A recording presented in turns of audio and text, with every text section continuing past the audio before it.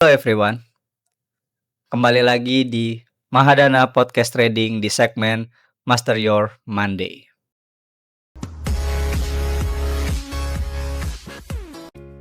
Kita coba mereview sebelum-sebelumnya ya, bahwa pergerakan gold di minggu lalu itu cenderung sebenarnya nggak ada sentimen apapun.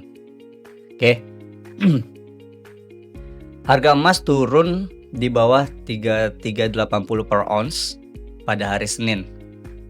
Oke, karena resiko geopolitik yang mereda merusak daya tarik tanpa perlindungan logam tersebut. Nah, ada rencana Donald Trump, Presiden Amerika Serikat itu mengumumkan Jumat lalu bahwa ia akan ketemu dengan Presiden Rusia, Vladimir Putin, pada 15 Agustus nanti di Alaska dengan tujuan bernegosiasi mengakhiri perang di Ukraina. Langkah yang berpotensi mencegah sanksi AS lebih lanjut terhadap Moskow. Itu ya. Nah, namun kerugian secara keseluruhan mungkin terbatas oleh kekhawatiran perdagangan yang persisten dan harapan tumbuhnya pemangkasan suku bunga Federal Reserve tahun ini. Oke, Kamis lalu tarif AS yang lebih tinggi atas impor dari beberapa negara mulai berlaku, membuat beberapa mitra dagang berusaha mencapai kesepakatan yang lebih baik. Oke, kita tahu ya teman-teman bahwa tarif mulai berlaku dan lain-lain. Dan di minggu lalu juga para pelaku pasar nih sebenarnya lagi nunggu klarifikasi juga dari Gedung Putih mengenai tarifnya terhadap emas batangan yang ya mengejutkan juga gitu loh. Mengejutkan juga setelah sebuah lembaga presiden AS minggu lalu menyatakan bahwa mereka akan dikenakan bea masuk. Oke. Di minggu ini investor dan pelaku pasar secara keseluruhan itu memantau tentang data CPI, PPI. Ya, artinya di minggu ini itu kita bakal berfokus dengan rilisnya angka inflasi US lagi. Oke. Karena memang gini, teman-teman kalau trading di XAUUSD itu hal paling utama itu adalah ketika teman-teman mencoba memantau perkembangan dari angka inflasinya, karena ini akan mengacu ke hal utamanya, yaitu apakah ekspektasi suku bunga Amerika akan segera terwujud atau justru Amerikanya sendiri akan the Fed-nya ini akan justru hawkish ya, tergantung dari data-data yang akan rilis.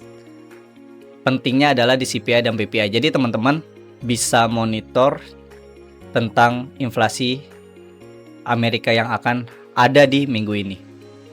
Oke. Kita bakal bahas dari sisi katalis gold ke depan ya. Melihat tarif baru AS terhadap emas batangan yang perlu diwaspadai ke depan mencangkup beberapa sisi. Oke, yang pertama, eskalasi perang dagang dan retaliasi. Oke, kebijakan tarif terhadap emas bisa menjadi presiden untuk memperluas tarif pada komoditas atau logam mulia lainnya. Yang kedua, distorsi pasokan dan harga di pasar fisik. Yang ketiga, ketidakpastian kebijakan moneter AS dan resiko data ekonomi. Oke, tarif baru AS untuk emas batangan. Itu US Custom menetapkan emas batangan 1 kg dan 100 per troy ounce terkena bea masuk mengejutkan industri. Dampak pada Swiss, potensi pukulan bagi Swiss terhadap pusat pemurnian emas terbesar dan eksportir utama ke AS. Sentimen pasar positif untuk emas, kenaikan harga emas didukung ketidakpastian perdagangan, ancaman tarif baru, dan ekspektasi penurunan suku bunga The Fed.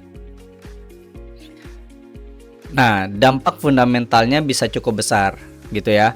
Swiss yang merupakan pusat pemurnian emas terbesar di dunia dan salah satu eksportir utama emas ke US. Hambatan ekspor ini berpotensi mengganggu rantai pasok emas global dan mempersempit suplai di pasar domestik AS. Nah, untuk dari sisi katalis kita melihat bahwa secara keseluruhan kita masih melihat bahwa gold ini masih punya kecenderungan untuk bullish ya, untuk bullish. Apalagi kalau nanti kita melihat data CPI dan PPI ini mendukung bahwa ekspektasi cut rate itu akan terjadi. Itu positif untuk gold. Jangan sampai geopolitik yang ada malah menyebabkan the Fed harus hawkish lagi gitu loh. Kalau sampai hawkish lagi, berarti kita bakal melihat cut rate itu bisa tidak terjadi, dan itu negatif untuk XAU USD. Itu justru bisa menguatkan US dollarnya gitu ya. Dari sisi retail trader, kita lihat dari datanya, retail trader itu masih berpandangan short position, yang artinya secara data institusi itu masih benar-benar untuk long position di market XAU USD. Tentu ini menjadi good news untuk teman-teman yang masih hold buy gitu ya, hold buy di XAU USD. Jadi tetap jaga manajemennya dan tetap jaga posisinya.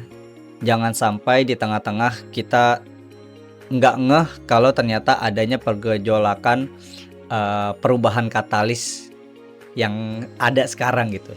Oke.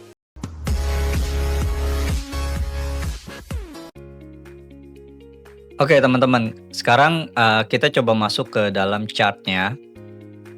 Oke, kita mulai dari time frame H4. Tadi pagi benar-benar seller itu dominan ya. Dia merespon area 3400-nya sebagai area key level di minggu lalu. Coba kita tandai area-area pentingnya. Ini key level yang bisa kita jadikan acuan di level atas. Di sini ada impulsif bullish ya, jelas. Di sini kita ngelihat fair value gap juga ada, artinya kita bisa expect banyak orderan di area bawah yang bisa diambil untuk penerusan harga gold ke level lebih tinggi lagi. Oke, secara alur harga kita kemarin itu memulai di awal bulan dengan hukum down.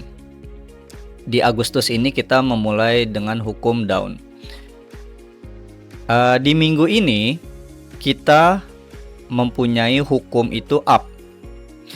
Jadi satu kesimpulan di alur harga ini kita melihat weekly-nya up, monthly-nya down. Berarti pergerakan di minggu ini itu akan mendukung ke dalam pergerakan retracement dari hukum di satu bulan ini gitu ya.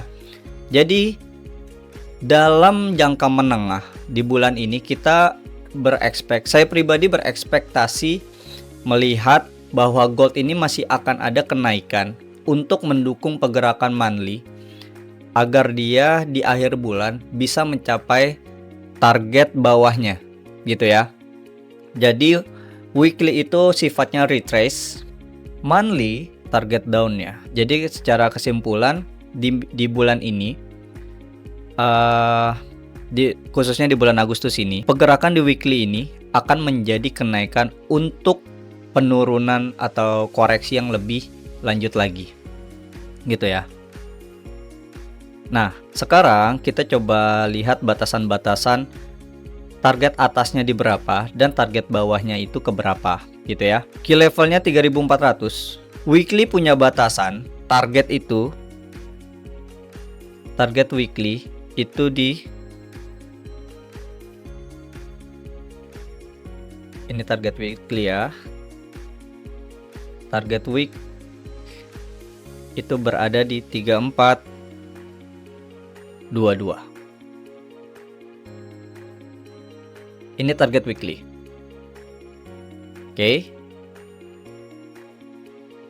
Untuk target ke bawahnya artinya kita bisa melihat retracement weekly di minggu ini.